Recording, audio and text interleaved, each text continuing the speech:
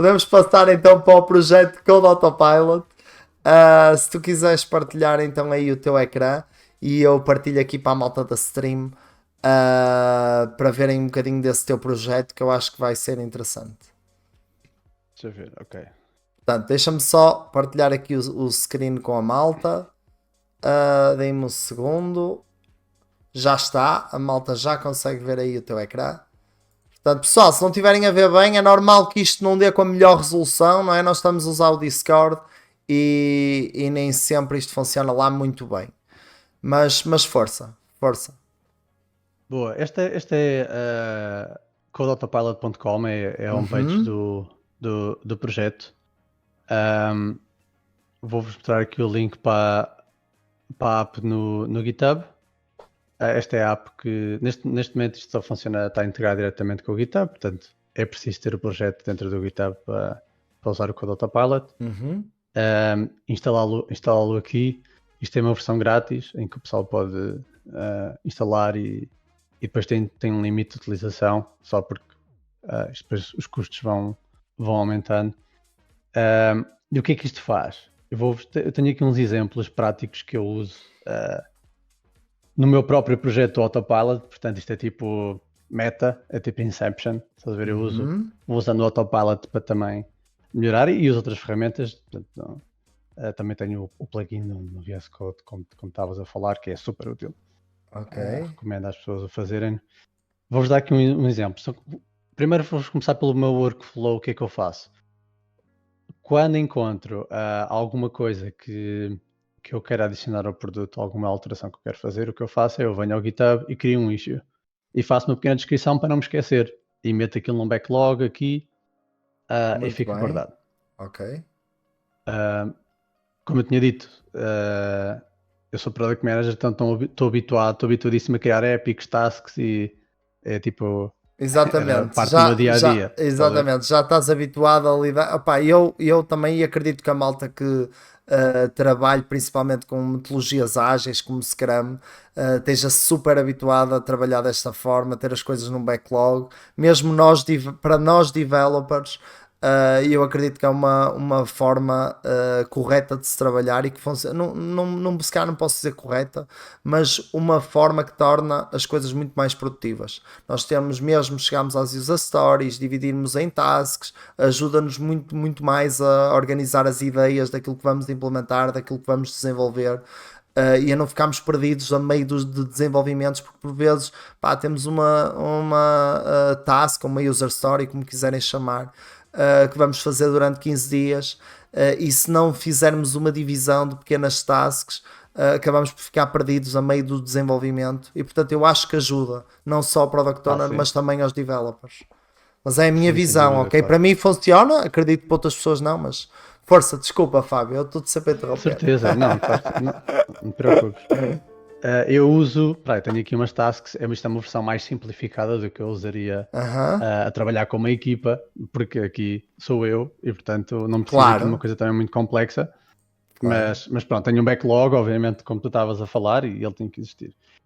E então o que eu faço é, eu crio as tasks e chega a uma altura em que eu, quando as meto aqui em Now para passar para um In Progress, eu faço uma descrição mais detalhada da task e essa descrição é o que o Code Autopilot vai usar para depois sugerir uma solução. Eu posso dar-te aqui, por exemplo, algum exemplo. Deixa eu ver aqui este que eu já fiz. Vou-te dar contexto.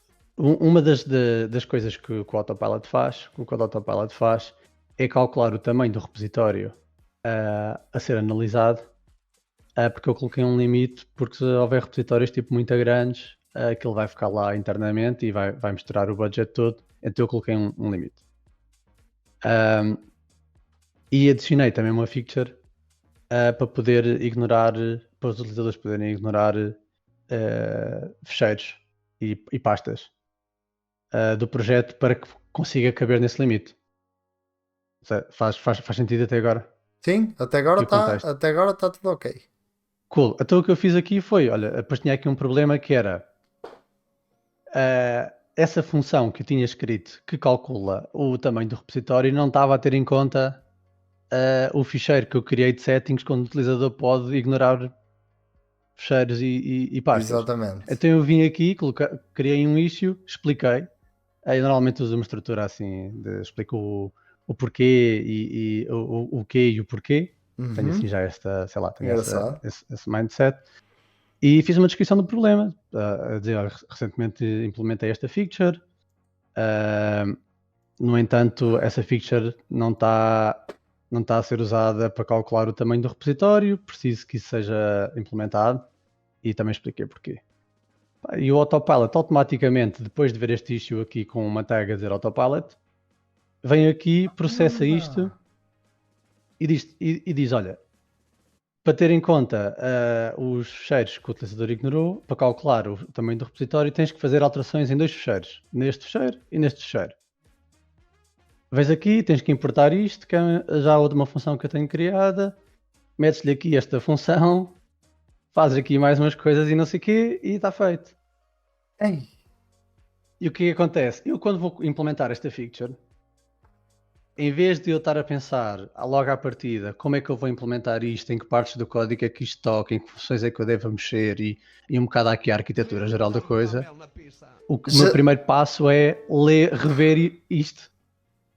Não, opá, isso dá-te isso já te dá uma visão muito mais técnica da resolução do problema do que propriamente, não é? Eu olho para aquilo que tu escreveste na task e realmente ter a facilidade de depois conseguir ter esta visão mais técnica ajuda-me a ter um ponto de partida para começar.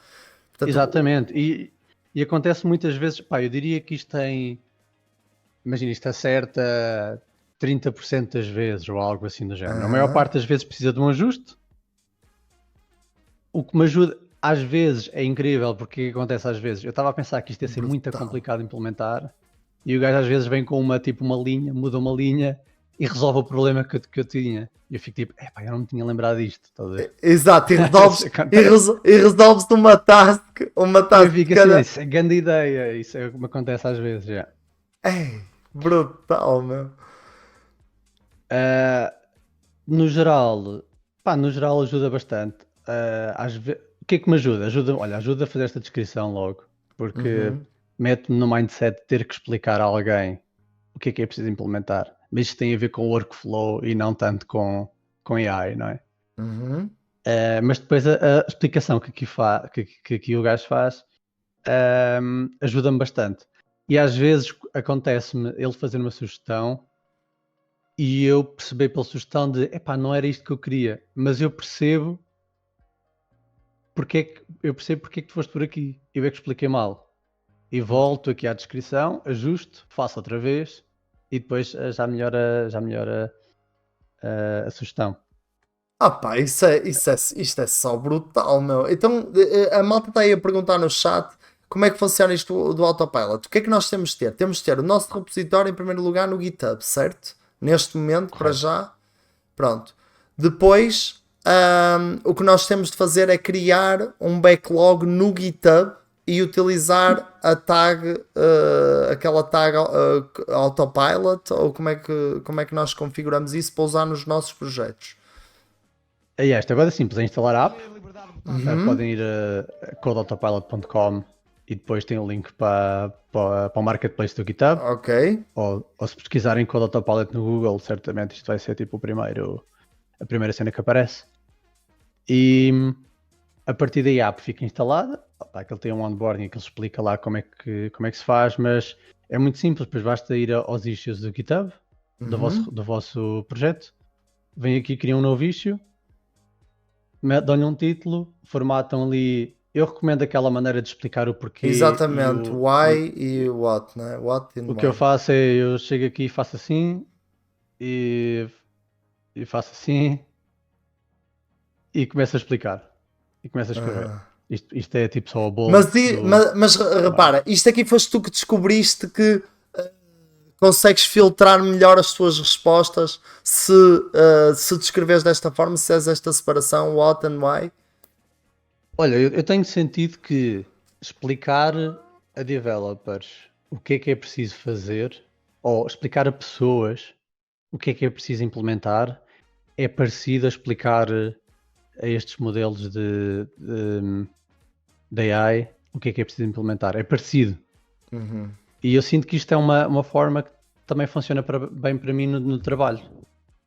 Esta sintaxe, mais ou Boa, menos. pá, Obviamente, não. quando eu escrevo épicos no Gira, são coisas tipo muito mais densas, com designs e com coisas muito mais detalhadas. Sim, mas depois Mas dentro aqui isto é desses épicos, tipo. exatamente, dentro desses épicos tens tasks mais pequenas, eu estou-lhe a chamar task, pá, dependendo das frameworks que a malta utilizar, mas Sim, dentro depois dessas tasks mais pequenas, tu consegues, tu fazendo essa divisão, até a ti te ajuda a explicar melhor o problema aos developers também, não é? Portanto, não só para depois filtrar a informação exato. da inteligência artificial, mas também achas que fica mais simples de leitura. Olha, eu nunca tinha visto essa abordagem e parece-me interessante, meu. Parece-me interessante. Aí vais fazer aí um exemplo? Posso experimentar. Pronto, os exemplos live dão sempre alguma asneira, mas posso experimentar Exatamente, aqui. Daqui a um exatamente. bocadinho já vemos o que é que Fiz, isso fiz, dá. fiz, fiz. Uh, Falta-me só adicionar aqui a tag do Ei, Autopilot. espetacular, malta, aí um props para o Fábio, é tudo aí a seguir aí o code Autopilot e a sacarem essa merda, porque realmente isto é fantástico. Podes ver, ele aqui já deixou aqui um comentário a dizer: olha, estou a trabalhar numa solução para esse issue que tu puseste aí. Aham. Tem aqui só uns links e aqui a utilização do plano. Nos últimos dias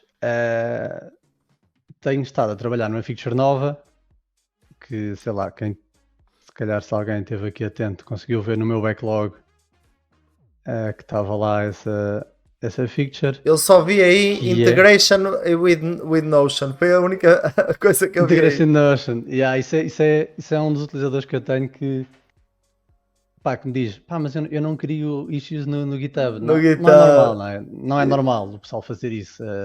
Quem faz isso são os projetos open source. Empresas normalmente não fazem isso. Exato, Então normalmente eu no queria uma Gira ou assim. integração com o Notion neste caso. Mas tu, por exemplo, tu numa situação de trabalho, tu utilizas, falaste-me há pouco que utilizavas o Gira. Depois, está alguma integração depois do Gira com o Autopilot ou não? Pá, neste momento não, sabes? Eu estou. Imagina, isto é uma pessoa Não, a isto foi fazer só isto uma. Isso tudo. foi e claro, claro, pá. Yeah, Eu eu estou a estou a ir perguntar só pelas para coisas perceber se. que. Não, neste momento é tudo no GitHub. Eu estou a ir pelas coisas que o pessoal tipo, me vai pedindo e que quer e que eu vejo que são boas oportunidades. Exatamente, tu vês que é Mas há tipo, plausível também, claro. isto como foi mesmo utilizadores que já estavam a usar especificamente a dizer, olha, pá, eu queria que isto fosse uma integração com o Notion, Uhum. então eu comecei nessa onda, assim, ainda numa fase muito beta, a tentar fazer uma coisa dessas. Mas uma que eu estou a trabalhar agora é rever pull requests. Ok. Porque eu não sei qual é, que é a vossa experiência, mas e atenção que, como já disse algumas vezes, eu não sou developer. E tenho alguma dificuldade a rever pull requests quando tinha o meu projeto open source. Isto aqui, a primeira versão que eu lancei era Mas aí totalmente estás open a falar, source. aí estás a falar tu não és developer, mas quando falas agora aí disto da revisão dos pull requests, estás a falar do ponto de vista de developer, certo? Estás a fazer, Estou a estás falar do ponto de vista. de developer, certo? Portanto, tu estás a Yeah, dizer, opá, tu perguntas aqui à malta, eu não sei como é que vocês fazem a revisão dos vossos pull requests. Portanto, isto de um ponto de vista de quem está a fazer o desenvolvimento, certo? Exato, exato. Ok, ok, Eu é ok. que me vi algumas vezes na situação de ter que estar a rever pull requests para aceitar para o meu projeto de Aham. outras pessoas no projeto open source Sim, sim. do Autopilot.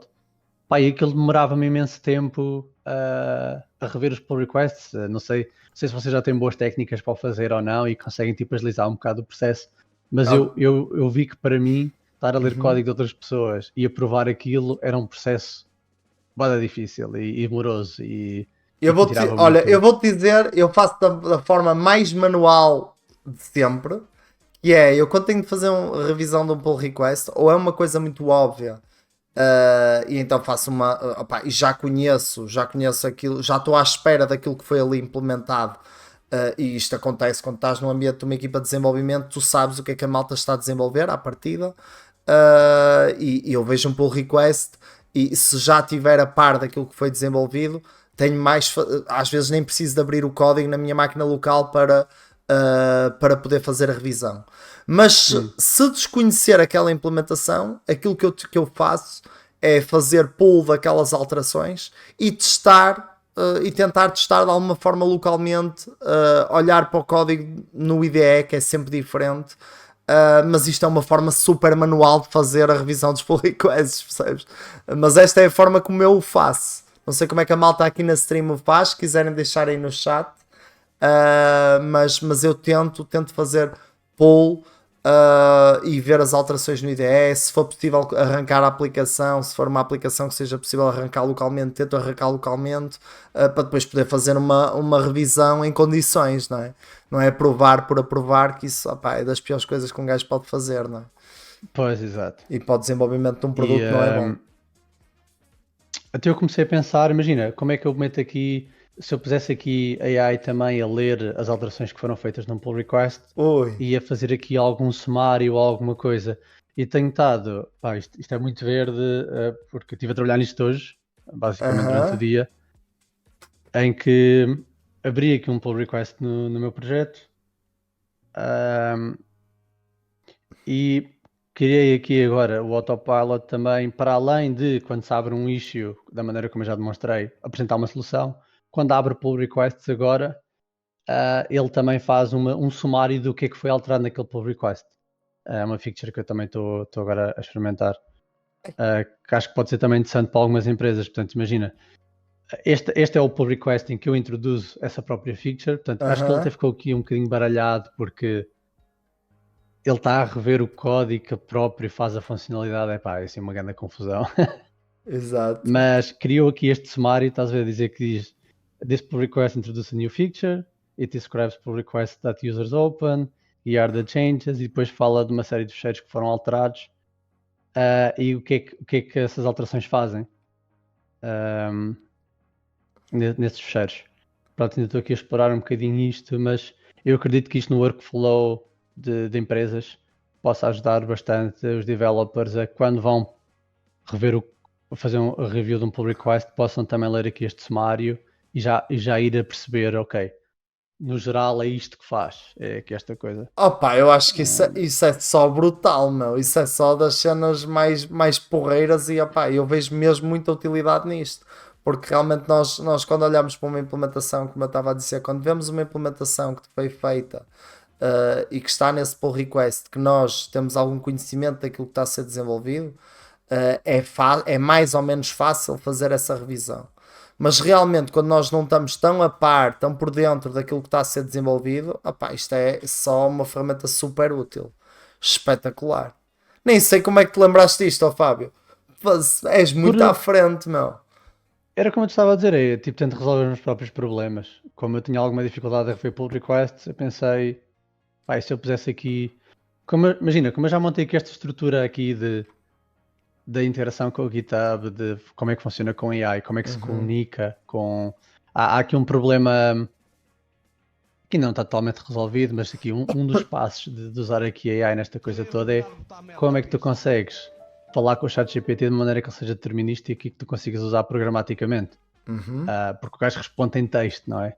Mas eu tenho funções que leem a resposta e que passam para outras funções o objeto que vem do ChatGPT, não é? E que precisa, e portanto há uma parte desse problema que é, por exemplo, conseguires com que ele responda em JSON, por exemplo, ou noutro formato qualquer, ou XML, ou outra coisa qualquer.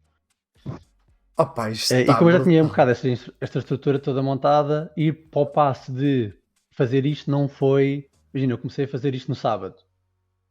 Esta parte aqui do pull request. Foi, está só brutal, meu.